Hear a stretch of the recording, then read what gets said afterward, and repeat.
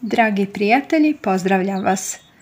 Ova prihrana spriječit će sušenje i opadanje listova, poboljšat će zelenilo lišća, a plodovi će biti veći i jači. Mumije je tamna pasta gorkog ukusa i karakterističnog mirisa. Mogu se kupiti u apoteci i pakovane su u obliku tablete. Njegovo porijeklo je i dan danas misterija, ali ono što se zna je da sadrži brojne vitamine, minerale i organska jedinjenja. To je gusta, ljepljiva, smolasta supstanca koja sadrži biljne antioksidanse. Sadrži kalij, kalcij, magnezij, željezo i više od 80 drugih prirodnih sastojaka.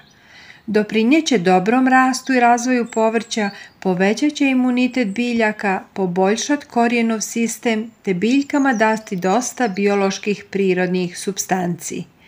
Da biste napravili rastvor, otopite 1 tabletu u 2 decilitra tople vode. Sačekajte da se tableta rastvori u vodi, zatim sve pomiješajte sa 5 litara hladne vode.